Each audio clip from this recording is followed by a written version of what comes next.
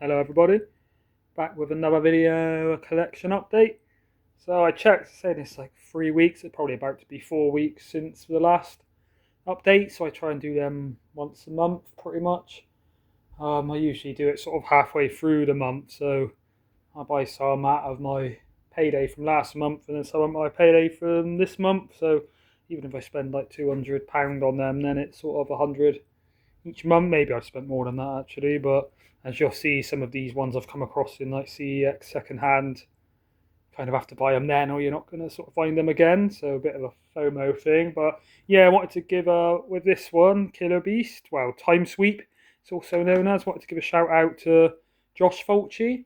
So if you're not subscribed to him on YouTube, not only a really nice guy, but also really good sort of collection, especially a VHS. Got some like really stunning collector's editions and sort of originals, what do you call it, like pre-certificate. And then he's got like the best Stephen King's It Pennywise collection I've seen. He's got like Funko Pops and memorabilia, what do you call them, like statues of it, obviously the films and stuff, really knowledgeable on that. But yeah, he sent me a package before quite a while ago with a load of sort of films he burned onto DVD, and then this one, I think it's the German, I'm guessing, Rise in the Hall, I don't know, or maybe Dutch, he did say, I can't remember now, but yeah, also known as Time Sweep.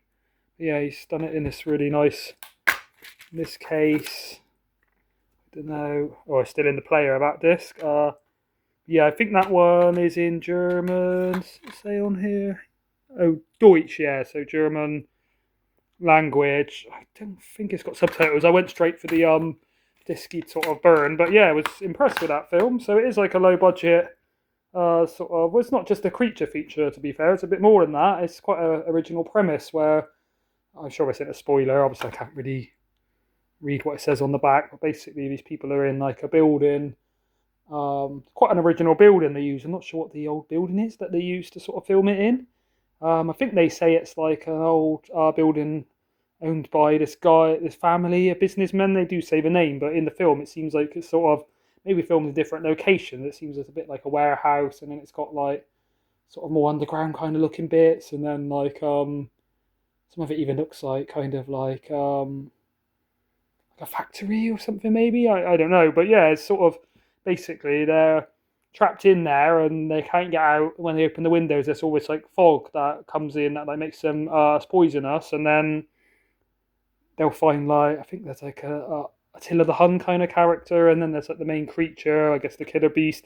And there's lots of different things going on, and then these giant cockroaches. Yeah, some really good special effects. Acting on the whole was quite good. There's one lady wasn't too great when she's like screaming and that, but there was one guy, not sure of his name, but he was really good when he was delivering his dialogue. Sort of stand out, I'd say, the way he sort of voiced it. But yeah, I mean, as far as like kind of lower budget creature features go, this is like a standout one. Like I say, a real original where they basically say they're, what's the guy says? So I think we're in like a time continuum where they can be, so when they all look at their watches and dates, one's at 4:30, one's at 11, then when the policeman comes in he sort of thinks they're in a different year to they are. But yeah, it's like pleasantly surprised by that. So yeah, thank you a lot, Josh, for sending that. And I have got his address now on the box he sent, his return address, so I'm going to try and, I mean, he has got a lot of stuff that I don't want to give him a double or anything, but if I can find any rare sort of out of print video nasties or anything in the UK, then I'm going to try and sort of send some to him. But yeah, so yeah, go and subscribe to Josh Fulci if you're not subscribed to him already on YouTube. But yeah, really appreciate that.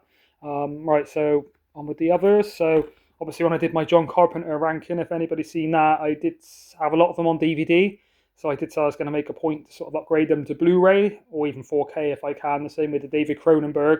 But I thought I'd start on the Carpenter, not just because I probably prefer him as our director and he's kind of more consistent and less films, to be fair, but also these ones are sort of an offer. So I already had the Prince of Darkness, or should I just say Prince of Darkness, and what's it called? I'm having a mental block at the moment. One with Snake Plissken.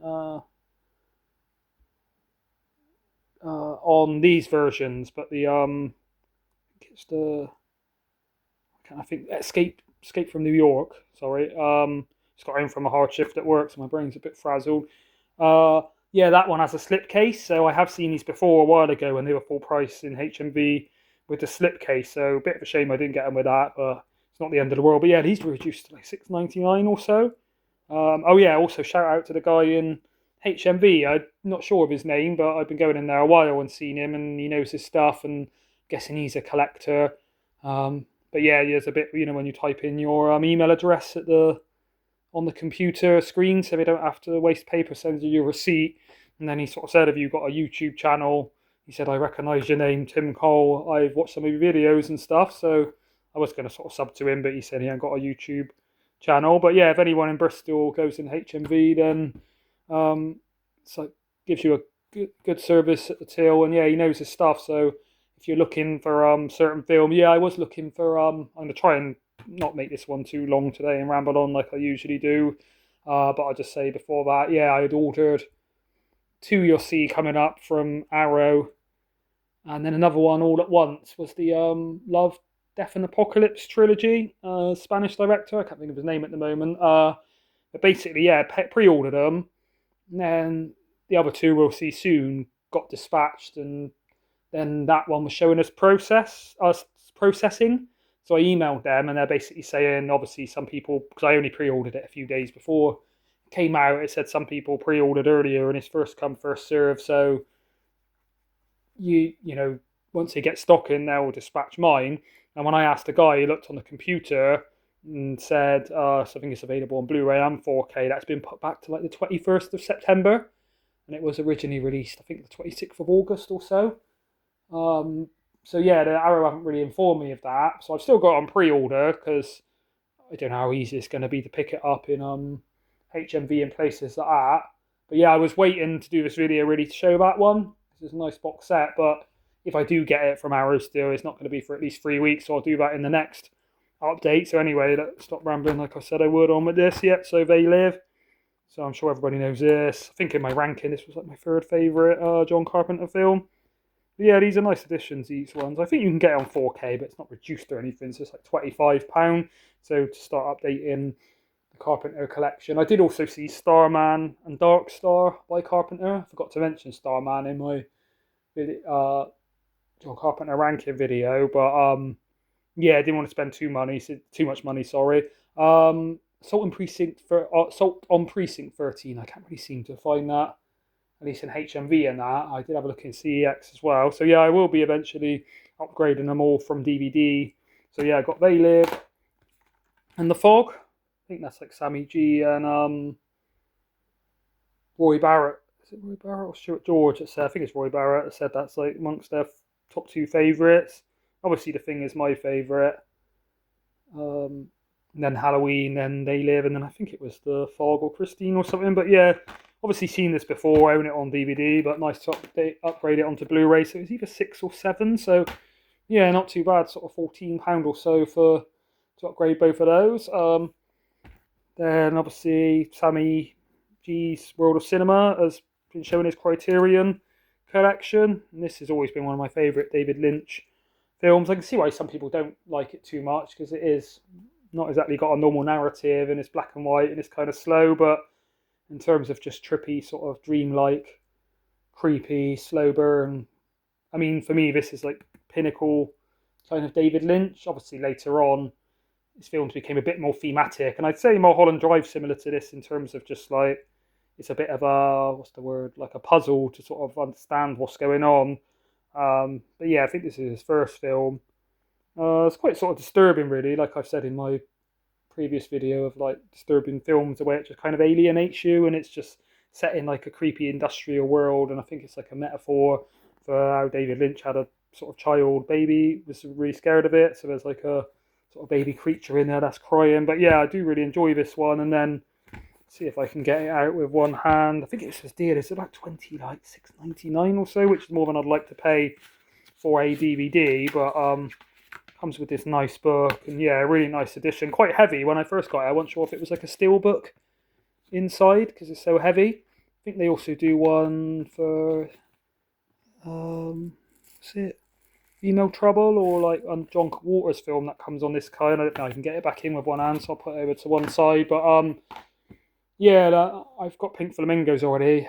I've got Sallow, 120 Days of Sodom, that's on DVD. So that's only really the second one. There's quite a few others I was looking at, but a couple of the newer ones that came out, like Risky Business, and that's one with Tom Cruise. Day on Earth, is it called? The Jim Jarmusch one. And, what was that one? Blowout, I think, with John Travolta. Those are like £30 on like Blu Ray, and they're not even like, big box like some of these Arrow and that. So, yeah, I was just couldn't really sort of justify it at the time. So, yeah, I've picked up the arrays ahead. So, slowly growing my Criterion. I've been looking out in CEX, and yeah, maybe when I get like a HMV voucher or something for Christmas, then I can sort of spend it on some Criterion. But yeah, when you can get sort of, 4 or 5 of these John Carpenter Blu-rays for the same price as arrays ahead, it's quite hard to justify it. Guest House Paradiso on Indicator. Used to love this one as a kid. Always used to like Bottom, the show. I mean, I'm not really a massive fan of like slapstick violence and that, but the way they do it is really clever. Always really liked Rick Mell. Quite surprised when I read the back. This is actually directed by Adrian Edmondson. And it's pretty well made. It's got Vincent Cassel in it. It's got Bill Nighy, Simon Pegg, Vanilla Fielding, Helene Matthew. Yeah, some quite famous actors. Lisa Palfrey, I've heard the name, I can't remember her. But yeah, especially Simon Pegg, who probably at the time wasn't big, but has gone on obviously to be in like Shaun of the Dead, Hot Fuzz, and what's it called? The World's End, as well as some other film. I think he's been in Paul the Alien film, and what's it called? It's in a romance, Run Fat Boy Run. But yeah, I've not really seen those. But yeah, probably before he was well known, to be fair. But yeah, really funny. I mean, some people probably aren't going to like this. It's quite offensive humour, and it's quite sort of crude, and Mr. Thwaite, he's called in it. But yeah, as a kid, I used to really love this. Seemed to be quite hard to sort of track down in England. I think they've had it on DVD for a while. I think this is the first sort of Blu-ray release to my knowledge. But yeah, a while ago I watched it on sort of stream or something online. I think back when I had a Kodi box before they were illegal, a few years ago, and really enjoyed it again. So, but to be fair, the internet signal kept crashing and buffering and stopping, so it'd be nice to just watch it uninterrupted. But yeah, some really funny scenes. Quite an underrated film, I think. And yeah, I was real surprised to see Adrian Edmondson directed that. Obviously, I knew him and Rick Mell was in it and probably wrote it, but I thought maybe it was directed by a more established director. And that one with the Indicator theme. Got George C. Scott in Hardcore, directed by Paul Schrader.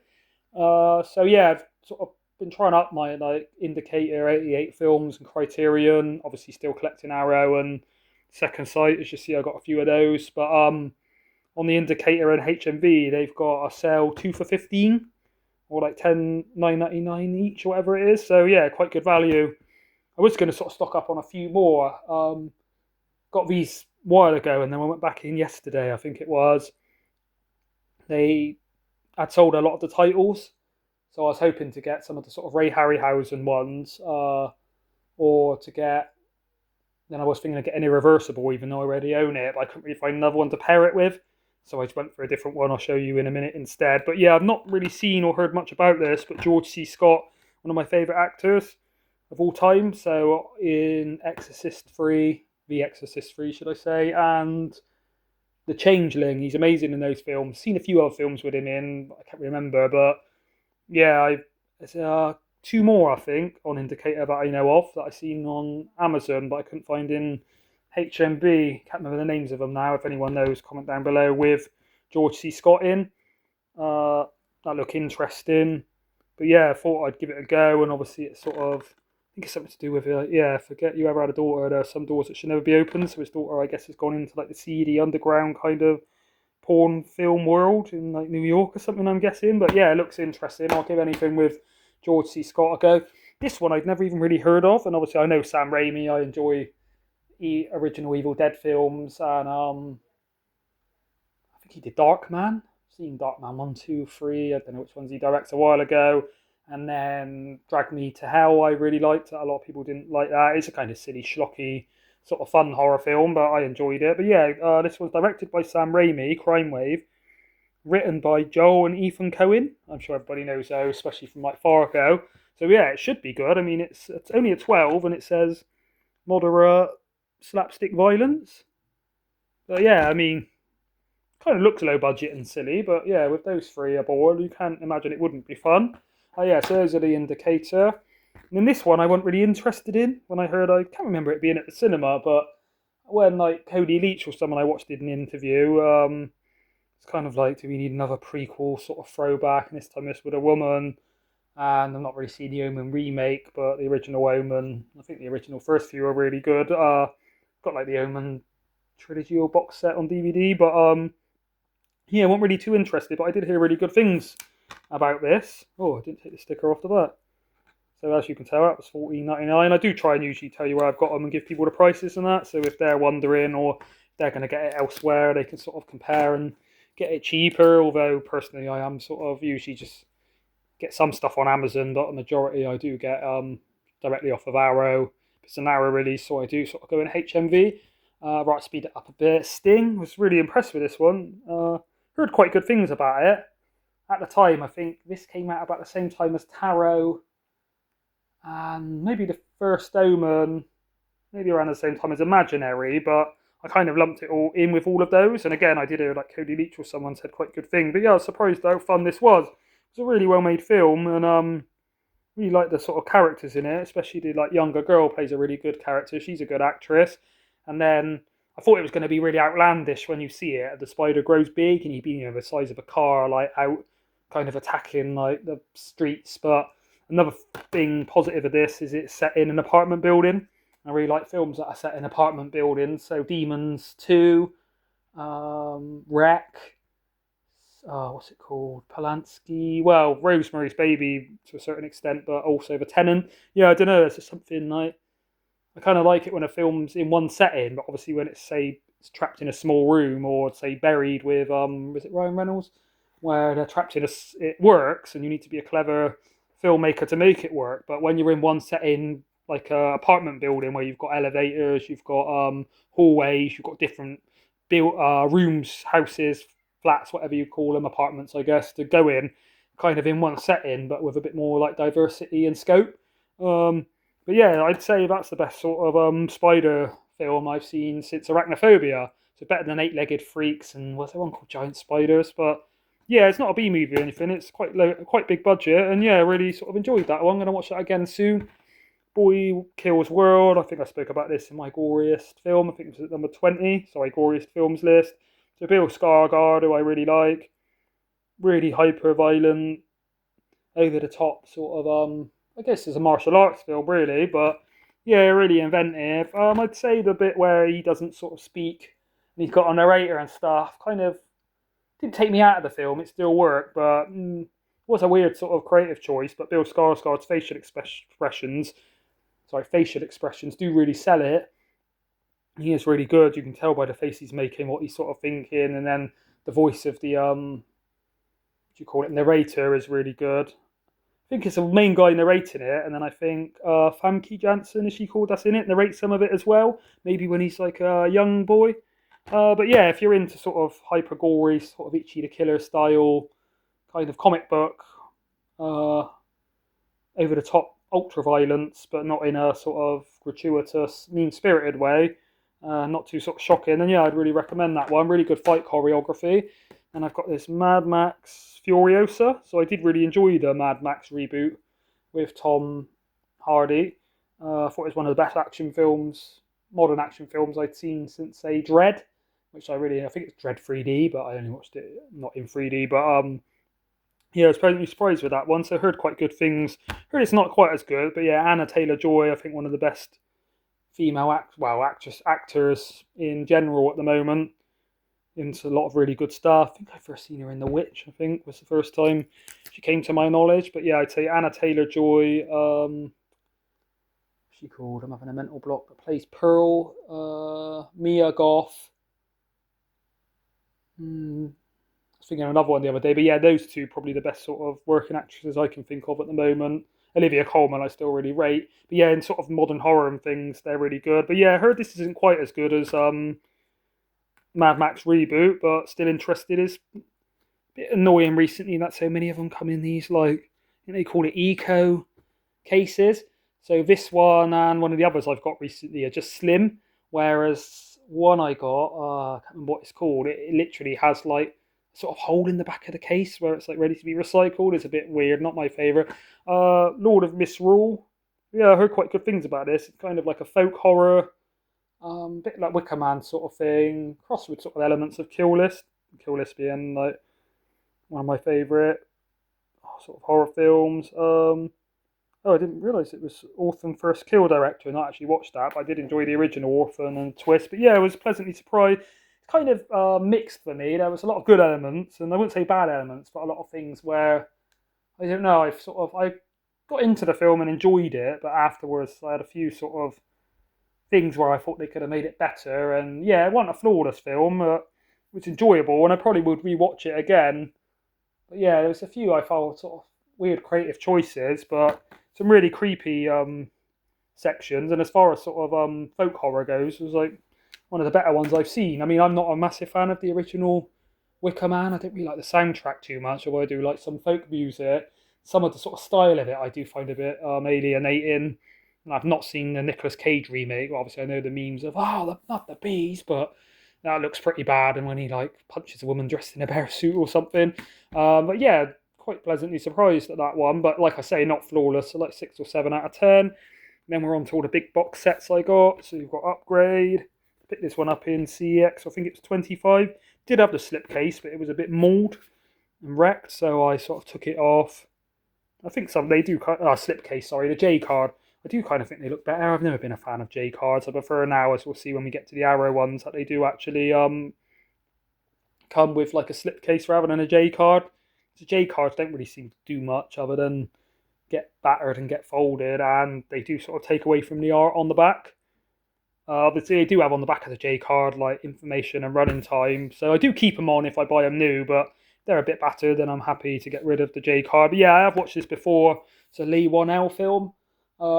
Watched it a few years ago. I think I've seen it on streaming or something.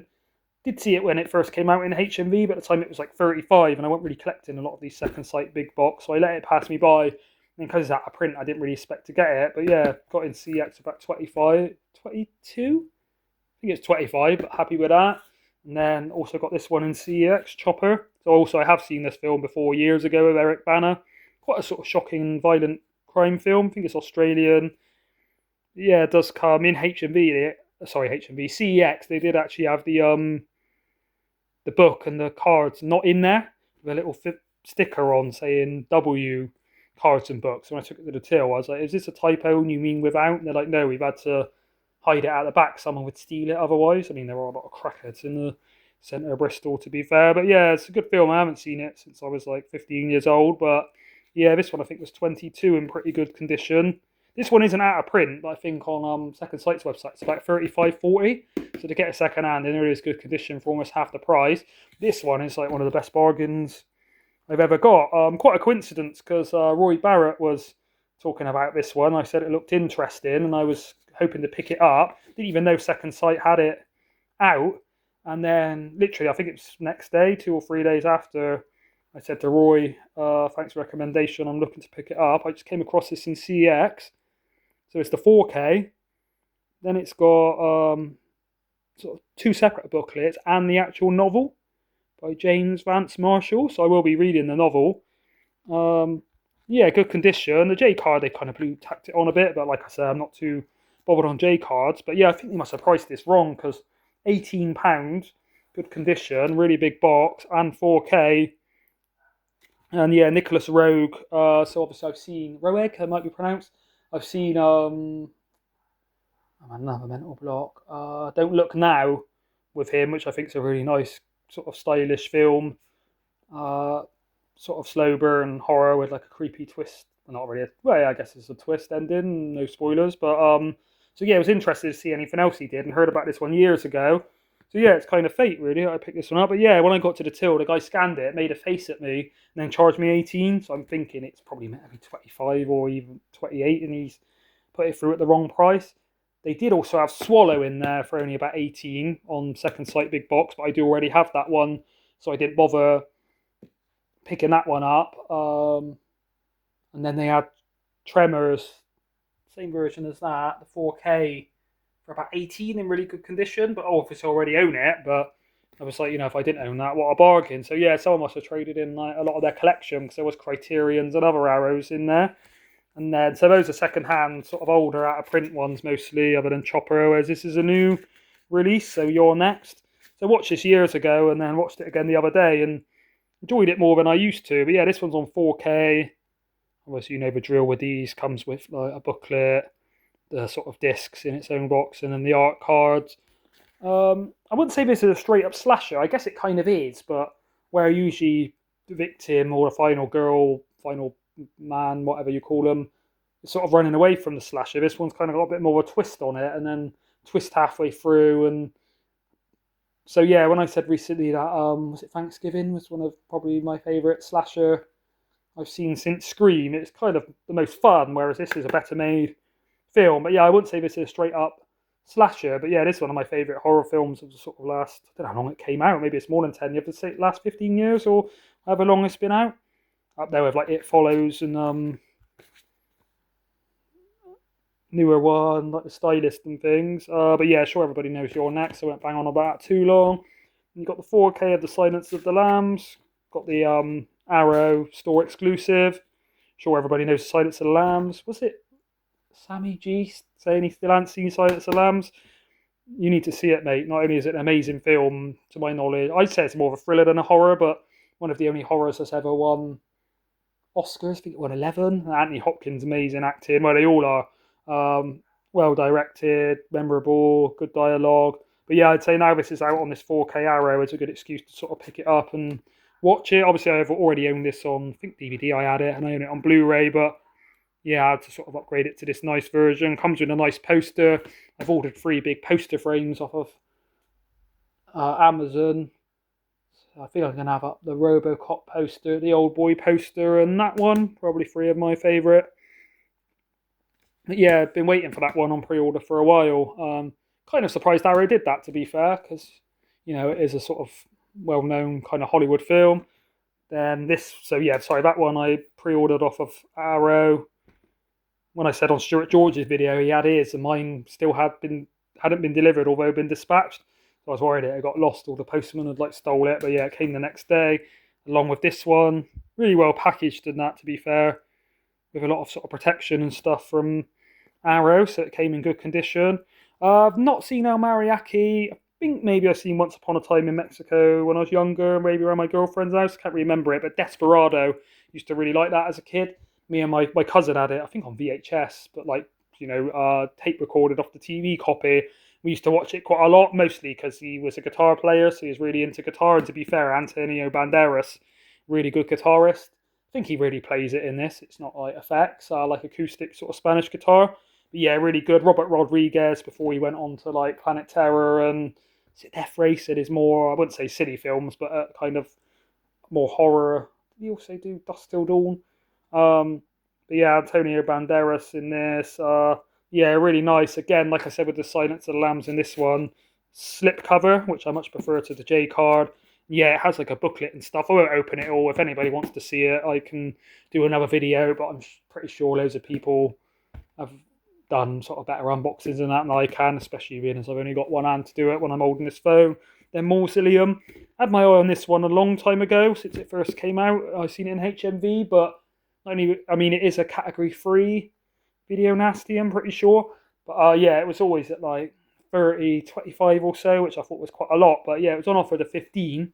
I thought for a nice big box of this, got a booklet, the art cards, postcards, whatever you call them, and then the actual film. I think it is only 1 disc, but yeah, really nice set. And yeah, I think maybe I'll try and collect all the video nasties eventually. But yeah, it's a good thing in this, when you open the booklet inside, it does actually tell you all the category 3, section 3 was it called, video nasties, and sort of names them all. So that's quite interesting. Obviously, I've got a couple of DVDs, those video nasty limited edition ones with the Immoral Panic documentaries. That you can watch all the trailers.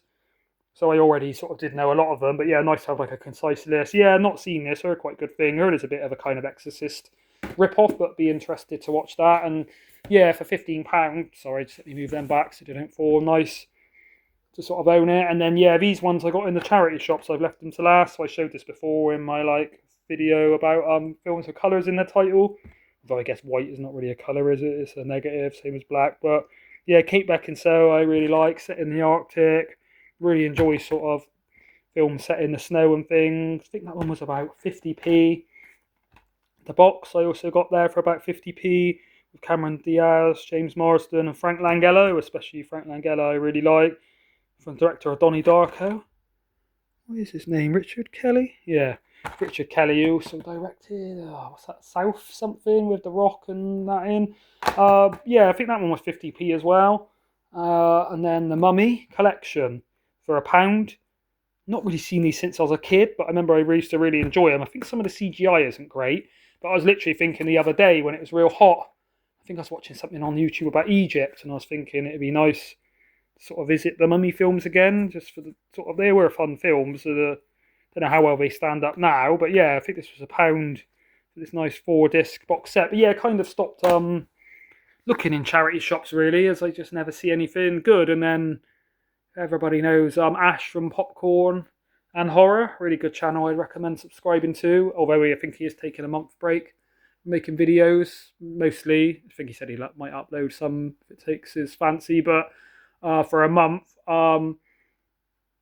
he went in there in one of them charity shops and found a load of like Vinegar Syndrome. I think he said they were quite pricey, but obviously it's worth it. But yeah, you don't expect to come across rare stuff. So these aren't exactly rare, but I didn't just pick them up because they were cheap. I actually am interested in these films. And yeah, it's 2 Mummy films, but across sort of 4 discs, I think, with like special editions.